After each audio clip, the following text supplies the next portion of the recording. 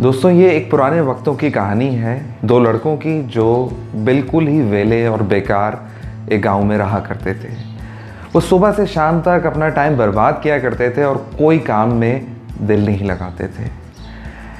एक दिन वो इसी तरह दोपहर में खाने के बाद आराम कर रहे थे तो क्या देखते हैं कि कुछ ख़वातीन जो हैं वो अपने सरों पर मटके उठाए हुए जा रही हैं।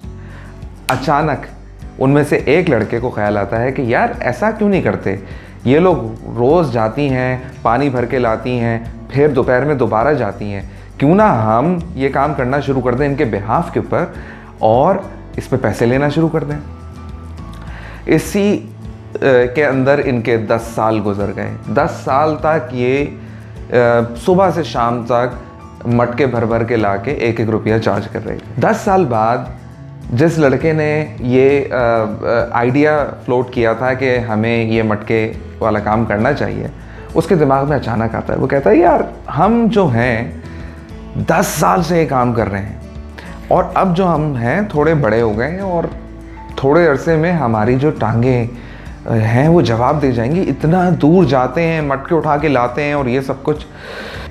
वो दूसरे गांव में जाता है तो वहाँ वो देखता है कि वहाँ पे लोग जो हैं मटके नहीं उठाते, उनके पास बड़ी बड़ी सी सुराहियाँ हैं जिसके अंदर वो अपना पानी ज़्यादा स्टोर करते हैं और उसको इस्तेमाल कर रहे होते हैं। तो वो कहता है यार ये सुराही जो है, इसका जो पाइप है, अगर इस पाइप को मैं और एक्सटेंड कर दूं, इतना एक्सटेंड कर दूं कि नदी से गांव तक का पाइप एक्सटेंड कर दूं, क्योंकि उस ज़माने के अंदर मेटल के वगैरह की चीज़ें तो होती नहीं थी। तो उसने बोला कि एक मिट्टी का इस तरह का पाइप बना दूं। 10 साल पुराना क्या आइडिया था, मैं जो अब आइडिया लाया हूँ वो तो इससे भी अच्छा है। बोलता क्या? कहता है ये सुराही वाला आइडिया। कहता है यार क्या बात कर रहा है, इतनी बड़ी सुराही बीच में से टूट जाएगी, कंकर फंस जाएंगे, क्या कहते हैं ख़राब हो जाएगा, पानी रुक जाएगा। कहता है जा यार अपना काम कर, यही काम अच्छा है जो हम कर रहे हैं। लेकिन उसकी समझ में नहीं आती। वो कहता है नहीं, मैंने यही काम करना है। वो इस काम पे काम करना शुरू करता है। 3 महीने के अंदर वो एक नदी से लेकर वहाँ तक की एक पूरा एक पाइप बना डालता है। और दोस्तों आपको पता है क्या होता है, दूसरे ही दिन जो उसका दोस्त था वो बेरोजगार हो जाता है। वो इस तरह कि वो अपने मटके 1-1 रुपए के अंदर ला के दे रहा था गांव वालों को, और जो ये इसका दोस्त था ये 50 पैसे के अंदर वो ही मटका भर के गांव के अंदर देना शुरू कर देता है। तो ऑब्वियसली सब लोग इससे ही मटका खरीदना भरवाना शुरू करते हैं।